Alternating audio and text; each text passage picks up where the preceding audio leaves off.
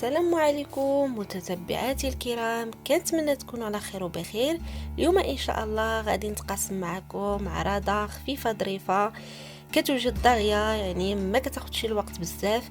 كما كتشوفوا معايا بشليضات رائعين وطريقه ديال التتبيله ديال الكفته. كما كتشوفوا معايا كفته مشويه كتجي رائعه بهذه التتبيله اللي غادي ندير معكم اليوم. كما كتشوفوا معايا الطبيله ديالي كتكون على هذا الشكل. كنتمنى تعجبكم وتنال الاستحسان ديالكم. كما كتشوفوا معايا الشليضه ديالي حتى هي كتجي على هذا الشكل. عملت جوج شليضات، وحده القوق معمر وحده كما كتشوفوا معايا عملت واحد مقبله ديال التكتوكه، يعني الدنجه والفلفله. درت واحد يسير خفيف ظريف كما كتشوفوا معايا، يعني كيوجد داغيه.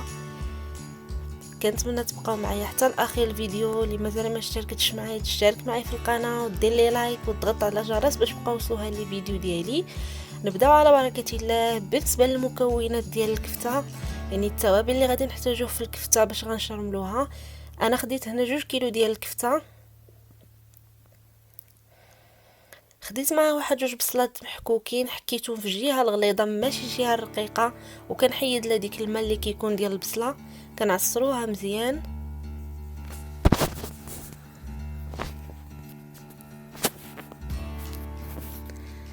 كناخدو واحد راس ديال الثومه محكوك، كناخدو الملحه على حسب الرغبه، كناخدو شويه الكزبر وشويه المعدنوس.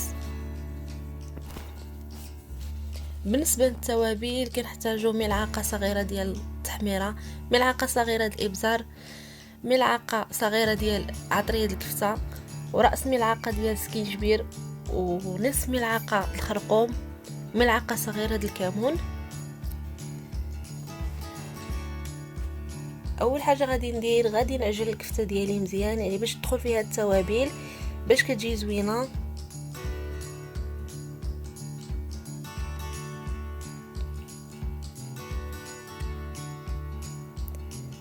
اول حاجه كنوضعوا البصله على الكفته،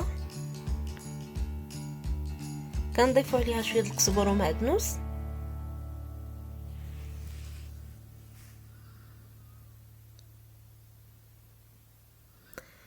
كنضيفوا ديك الرويز ديال الثومه محكوك،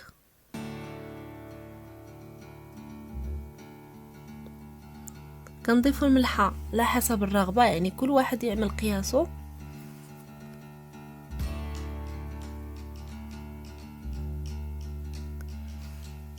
كنضيفوا التوابل كما كتشوفوا معايا، كنضيفوا التحميره،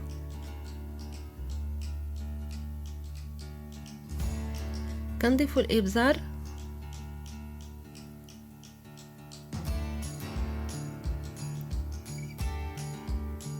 كنضيفوا ملعقه ديال الكمون، كنضيفوا العطريه ديال الكفته حتى هي ملعقه صغيره مملوءه جيدا،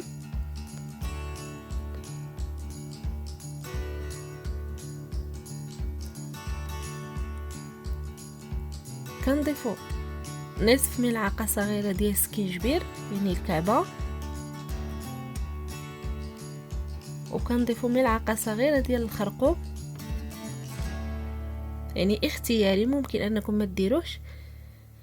من بعد كنعجنوها مزيان، ضروري اننا نعجنوها مزيان باش كتدخل في هذيك العطريه. كما كتشوفوا معايا انا كنعجنها يعني مزيان، ضروري انها تعجن مزيان. الكفته الا ما تعجنتش مزيان مهم انها تعجن كما كتشوفوا معايا باش ندخل في هذيك العطريه مزيان.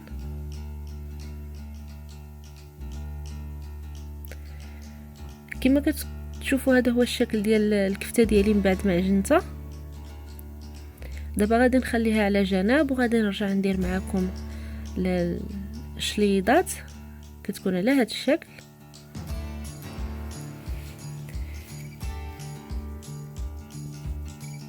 من بعد كناخذ القوق اللي كنكون نقيته من قبل وغسلته وعملته في شي اناء باش يتسلق، وضفت عليه الملحه. من بعد كنخليوه يتسلق مزيان. من بعد ما كيتسلق كنصفيو منه ديك الماء كما كتشوفوا معايا وكنخليوه يبرد شويه. من بعد كندوزو كنحيدوا له هاد البقايا اللي كتكون في الوسط، يعني هاد الشعيرات اللي كيكونوا في الوسط هادو اللي كتشوفوني كنحيدهم. ضروري اننا نحيدوهم له باش كنخويوه، يعني باش يمكننا اننا نعمروه.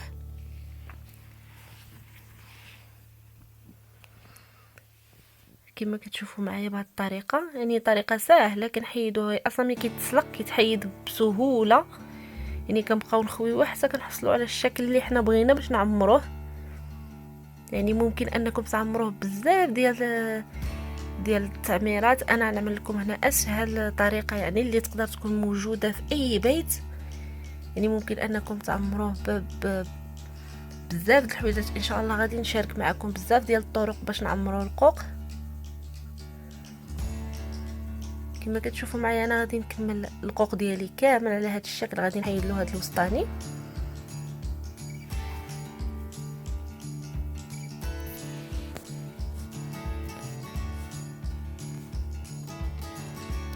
كما كتشوفوا معايا من بعد ما كملته كنرجعوا للحشوه اللي غادي نعمروه بها. بالنسبه للحشوه كنحتاجوا القوق اللي كنكونوا منقيناه ومحيدين له الوسطاني. كنحتاجوا 2 خيزيوات مقطعين صغار بهذا الشكل مع بطاطا مقطعه مربعات صغيره ومسلوقين مزيان، يعني مسلوقين جيدا. كنحتاجوا شويه المعدنوس، ملعقه صغيره د المعدنوس. كنحتاجوا المايونيز، يعني غنحتاجوا 2 معالق ديال المايونيز والقليل من الخل.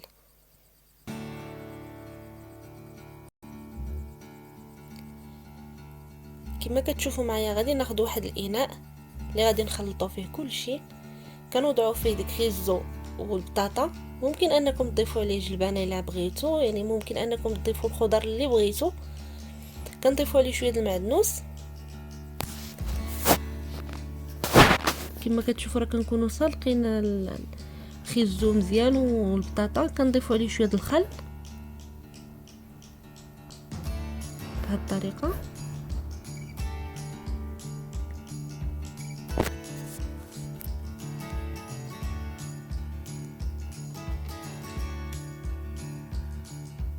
كنضيفوا القليل من الملح.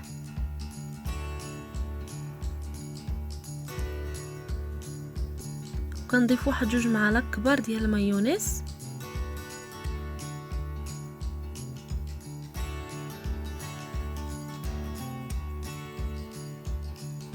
كما كتشوفوا معايا كنخلطوا الكل جيدا. من بعد كناخذوا الاناء اللي غادي الطبسي اللي غادي نقدموه فيه وكنستفوه بهذه الطريقه وكنبداو نعمروا القوق ديالنا بهذه الطريقه. كما كتشوفوا معايا كيجي راقي. كنبقاو كنستمروا بهذه العمليه حتى كنعمروا القوق ديالنا كامل.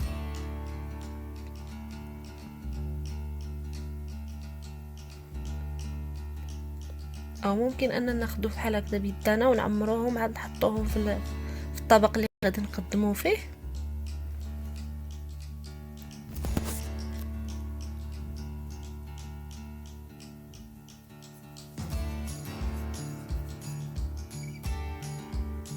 كما كتشوفوا معايا من بعد ما كملت القوق ديالي كامل بالتعمار، هذاك اللي شاط اللي عملتهم في واحد الطويصات صغار ووضعت فوق منه شويه المايونيز. بالنسبه للشليضه الثانيه كما كتشوفوا معايا كتكون على هذا الشكل. كنحتاجوا فيها مطيشه، 2 مطيشات مقطعين على هذا الشكل، خياره مقطعه مربعات بحال هذا الشكل، خيزو اللي مسلوق عندنا على هذا الشكل مع شويه د الملحه، الخس اللي نقيته وغسلته مزيان وخليته كيقطر، 2 حبات البطاطا اللي مقطعين مربعات ومسلوقين، والبربه كذلك اللي هي مسلوقه ومقطعه عندي مربعات صغيره، والمقارونيه كما كتشوفوا معايا لي باط اللي غادي نحتاجوها حتى هي مسلوقه عندي قبل. كنحتاجو مايس، كنحتاجو قليل من المعدنوس، كنحتاجو واحد العلبه ديال الطون مصبر، وبطبيعة الحال الملحة والخل. ممكن انكم تستعملوا الخل الابيض. كما كتشوفوا معايا انا غادي نوضع في كل شيء الملحه، يعني باش ما ننساو حتى شي حاجه. وضعت في مطيشه وفي الخيار وفي خيزو وفي البطاطا وكذلك في الباربه وحتى المقارونيه وضعت فيها شويه الملحه، يعني باش ما ننسى حتى شي حاجه.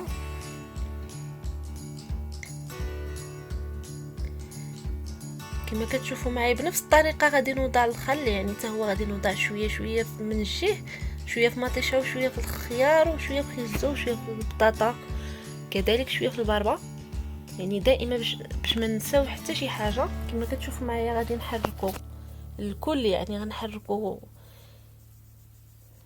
جميع الخضر اللي وضعنا فيهم الملحه والخل. كما كتشوفوا معايا خيزو وضعت معاه شويه المعدنوس حتى هو حركته مزيان. نفس الطريقه غادي ندير حتى الباربه، غنضيف عليها شويه ديال الزيت باش كتعطي ديك اللمعان، وغنضيف لها شويه د المعدنوس.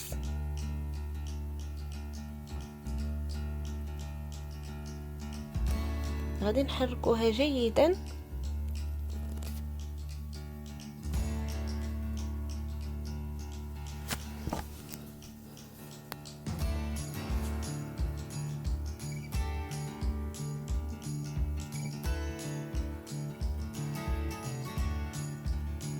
كما كتشوفوا معايا من بعد غادي نرجعوا البطاطا كذلك حتى هي غادي نوضعوا لها، غادي نوضع فيها شويه ديال الطون. ديك الزيت ديال الطون ما كنضيعوش، البطاطا ما كنعملوا لها شي زيت المائده ولا كنضيفوا لها زيت الطون باش كتجي فيها النكهه ديال الطون، وكنوضعوا منها القليل ديال الطون لان غنوضع انا النصف في البطاطا والنصف في المقارونيه.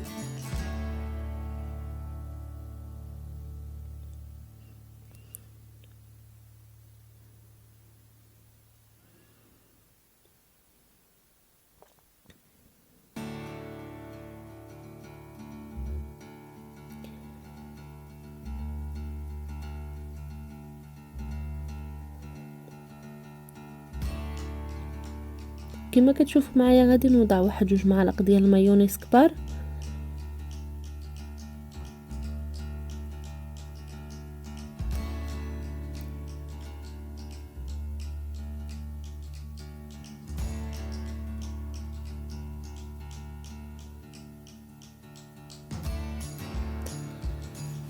كنضيفوا لها حتى شويه المعدنوس، يعني لا بغيتو ما بغيتوش ماشي مشكل، كيبقى اختياري. يعني صافي البطاطا ديالي كتكون وجدت، يعني كتبقى لنا لي بات حتى هي كنوضعوها في شي اناء. كنضيفوا عليها ديك الطول اللي كان مازال لنا مع الزيت ديالو، يعني ما كنحتاجوش حتى هي نعملوا لها لا زيت لا والو، لان الطول كيكون فيه الزيت. كنوضعوا على ديك المايس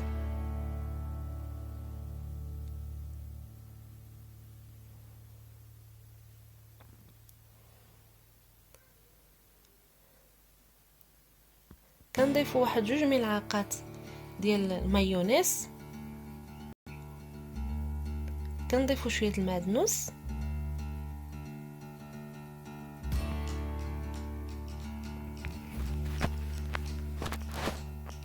الملحه والخل انا كنت ديجا درتهم، يعني ما نحتاجوش نضيفوهم.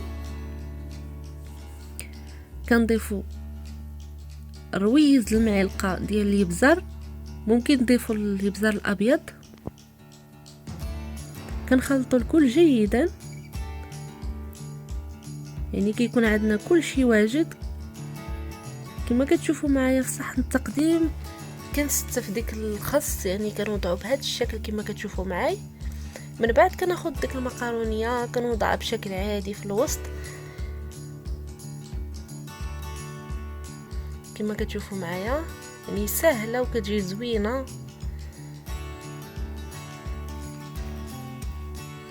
من بعد كناخذ خيزو كذلك حتى هو كنوضعوه في الجناب ديال الطبسيل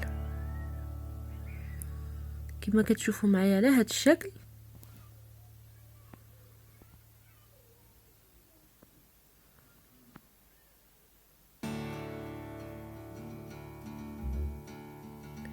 كنوضعو دائما يعني وضعنا في جهة، كنوضعو الجهة المقابلة معها كما كتشوفوا معايا.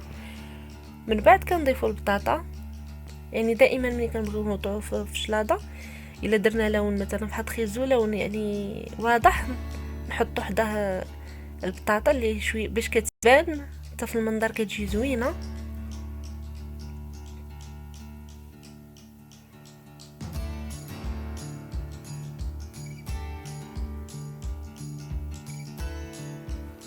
من بعد كنوضعو مطيشه،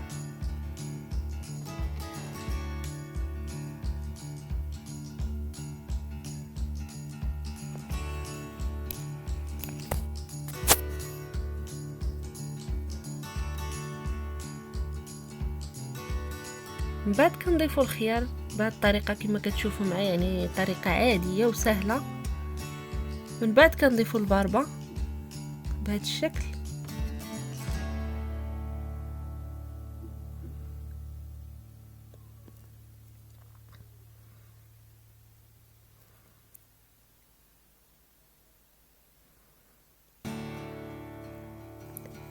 كما كتشوفوا معايا كيكون هذا هو الشكل ديال الشليضات ديالي. انا خديت واحد المربع ديال الفرماج ساندويتش وخديت هاد الطابع وعملت وريضات على هذا الشكل، يعني كي زينت بيهم وكنوضعوهم بحال هكذا فوق شليضه.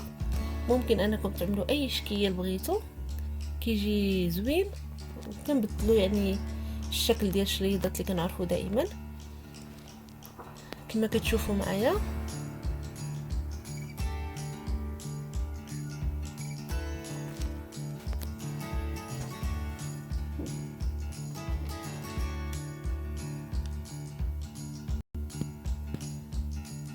كيكون هذا هو الشكل النهائي ديال الشليضات ديالي. كنتمنى يعجبوكم وجربوهم، كيجيو رائعين وساهلين، مكونات بسيطه.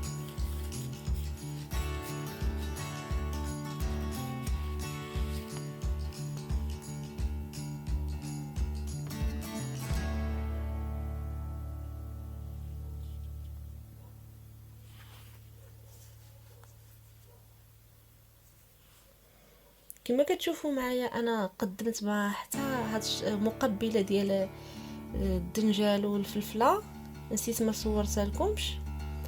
من بعد نقدموا هاد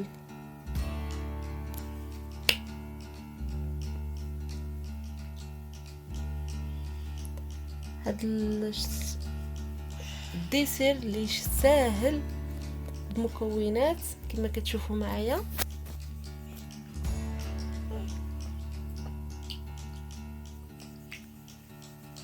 كنحتاجوا الفريج اللي مقطعينه مربعات على هذا الشكل، كنضيفوا عليه 2 ليمونات مقطعين حتى هما على هذا الشكل مربعات صغيره، كنضيفوا عليه 2 تفاحات مقطعين مربعات صغيره.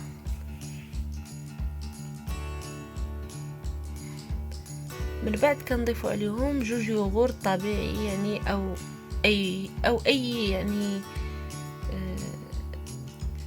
اي مذاق. ممكن انكم تضيفوا الفريز ولا تضيفوا اي نوع، ممكن انكم تضيفوه طبيعي اللي ما كيبغيش الحلاوه، يعني كيبقى اختياري. كما كتشوفوا معايا نخلطوا الكل جيدا.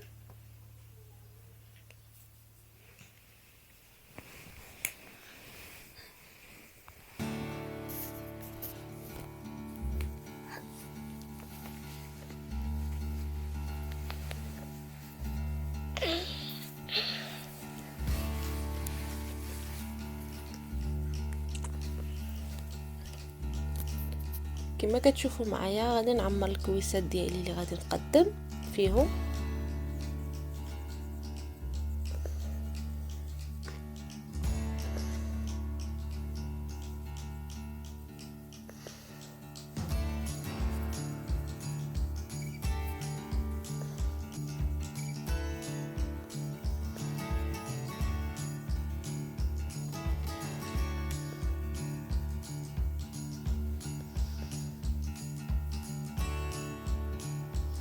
من بعد كنضيف عليهم الشكلاط اللي كان عندي محكوك.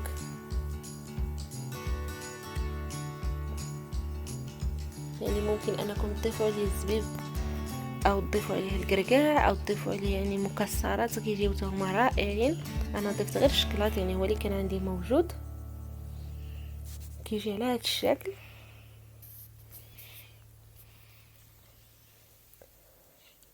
كيكون هذا هو الشكل النهائي ديال الطبيله ديالي. كنتمنى تعجبكم، وما تنساوش ديروا لي لايك للفيديو وتشتركوا معايا في القناه وتضغطوا على الجرس باش يبقاو يوصلوكم لي فيديو ديالي. في امان الله.